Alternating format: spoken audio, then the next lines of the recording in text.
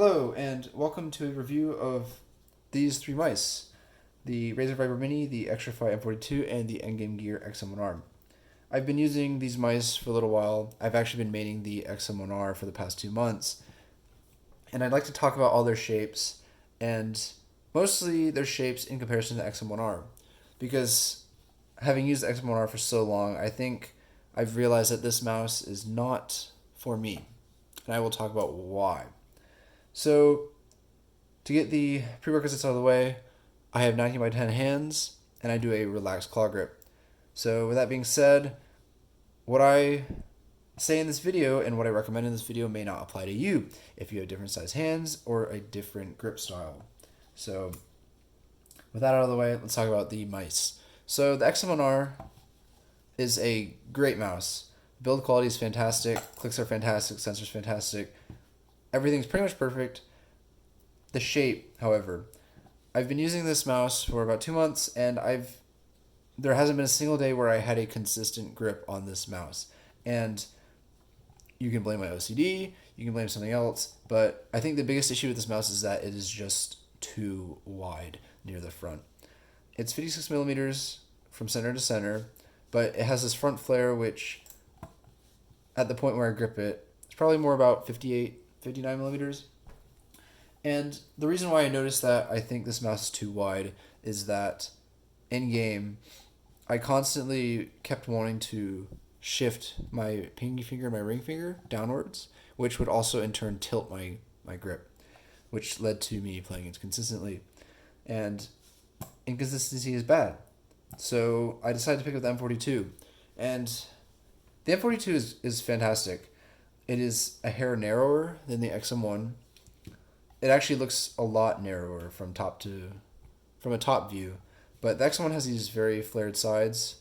They flare in significantly towards the base, which I actually love. As a matter of fact, it makes lifting the mouse and just overall holding it, you get a really locked in feeling.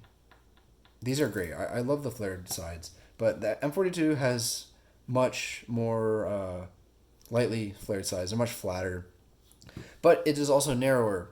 And when I grip this mouse and I do my relaxed claw grip, I find my grip. Unlike the XM1R, which I'd be constantly adjusting the right side, when I find the M42, it's just 2 seconds to find my grip, and boom, I'm aiming just as well as I did the previous day. And consistency is king. So this mouse ultimately is better for me. I'm using the middle hump actually because I find that the bigger hump on the rear is a little bit too limiting for my mobility, but that entirely boils down to personal preference, and you may enjoy the back hump more. As for other things, the button height on the M42 is also slightly lower than the XM1, and that gives it a little bit more of a feeling of precision, I guess. It's not significant. I think the more significant thing actually though is in comparison to these two mice. With the M42, the way the shell is designed is that your hand settles into much more of a flatter, relaxed claw or like a fingertip. So bear in mind you may not like this, and this is why I'm going to segue into the Viper Mini, because the Viper Mini is, on a fundamental level, it's similar to the M42 in that it's narrower than the XM1 and still retains a similar design philosophy with these comfort curves, the low button height, and about the same height across all mice. But the Viper Mini has slightly higher buttons, and it has a very aggressive front flare. If you notice, compared to the M42, the front flare is way more aggressive, and it feels way wider near the top in hand.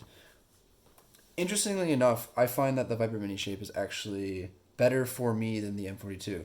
And the reason for that is that this front flare actually forces my hand into more of an aggressive claw grip, much like the XM1 does actually.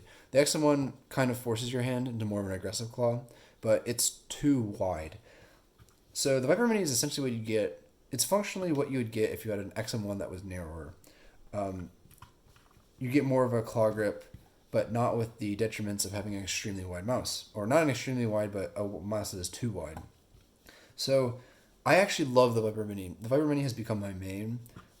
It's just so mobile. I have so much control from the front. It just feels like I'm basically holding like a pencil. Even though it's wide, it looks wider. It's just I feel so precise with it. The M42 is also fantastic. I aim just about as well, but I don't like this the feeling that I'm forced into this flatter fingertip style grip. Sort of, I guess, how like Rocket Jump Ninja might grip his mouse. But that is completely personal preference. You might prefer to have this more relaxed fingertip style grip. And if you do, all the more power to you. Get this mouse. This mouse is fantastic. So, with that all, with that all said, I think there's not much else I can talk about with these mice. They're all fundamentally good mice. There are a couple of flaws in the M42 and the Viper Mini.